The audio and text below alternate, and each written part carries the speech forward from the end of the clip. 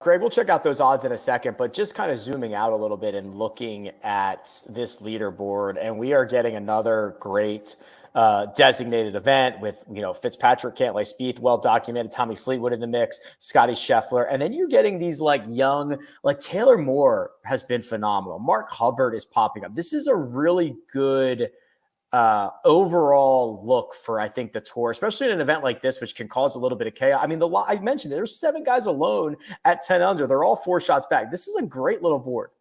Yeah, and I think the golf course has a lot to do with this.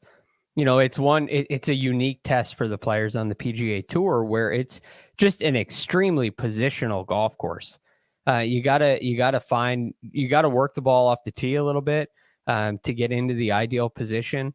You got to play angles into greens. You got trees to deal with. You have to hit it over trees sometimes, even when you've hit a really good shot. So it asks for some challenges that we don't typically see on the PGA Tour. And then you add into that the length and the conditions, and those things it levels the playing field in a way where the advantages for a Rahm and a Scheffler and a Rory week in and week out, those advantages are minimized. And now we go to some of the other skills in the game that become a little bit more important. And I think it kind of lets everybody play. It's a cool spot for a designated event because it's so unique.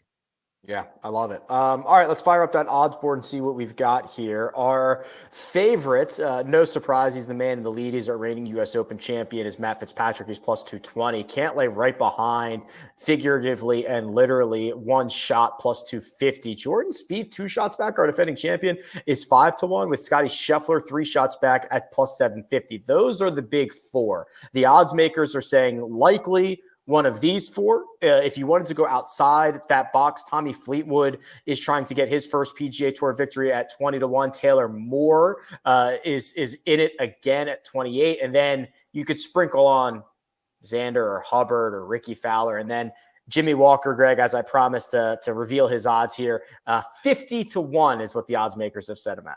Hey, that's not a terrible number for Jimmy Walker. 3 shots back. It's maybe a little bit of disrespect, but I do think it's understandable. When you look at the other names on this board, to envision Jimmy Walker coming out on top is really hard to envision. And if it does happen and you have the courage, that's why you'll be paid nicely for it. But I probably wouldn't go that way. I'm not afraid of going down into the 10 unders here. I mean, I'm looking at, there's one name that is standing out to me. It's really glaring. It would be Xander Schauffele. Xander Schauffele, second in the field in tee to green, second in the field in strokes gained approach, has done nothing on the greens this week. Absolutely nothing. So if I'm looking at the model, so to speak, Xander Schauffele is the model. Matt Fitzpatrick fits the model too, but he's at plus 220, where Xander Schauffele rather is at 30-1. So I think he's the best number on the board, 4 shots back heading into tomorrow. I think that's right. Somewhere between 28 and 30-1. Listen, I don't think he's going to win, but just a hat tip to Taylor Moore, right? I mean, just continued great play. I love that, what he's doing, and we'll continue to, invest in him moving forward. I think you're right. The Xander stat profile is really good, and we have seen him go low. We've seen him go low to catch Gary Woodland. We've seen him get hot at times.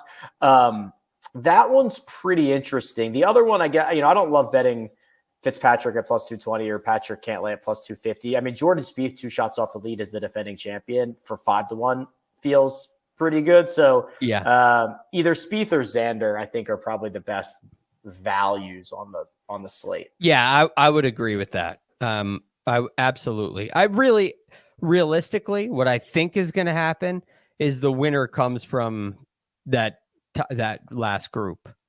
They're gonna have an opportunity to keep everybody in front and look at each other in the eye and all that fun stuff. And they're 3 great players. I would tend to agree with that. But I mean, what does it take for somebody at 9 or 10 under to go out there and win this thing? To take a 63?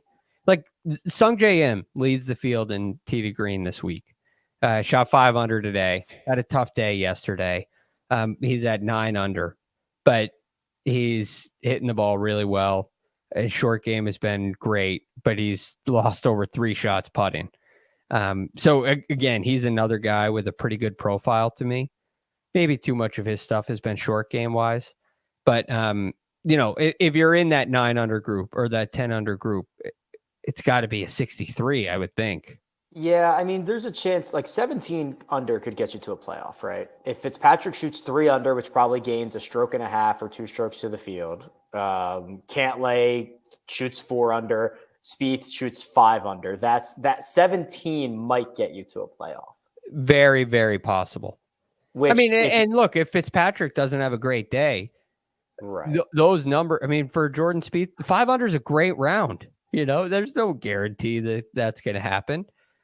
So if those guys have a slow, if they have a slow start, for them to get to 4 or 5 under par is no easy task.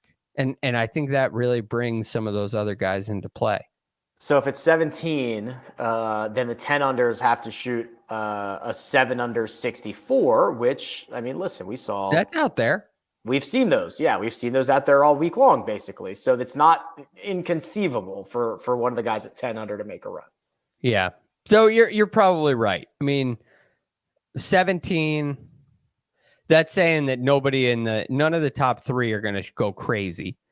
And so that means the 9 under's got to shoot 63. So that's probably a stretch. So you're probably looking at 10 under and better is probably your cutoff, would be my guess. I think that's right.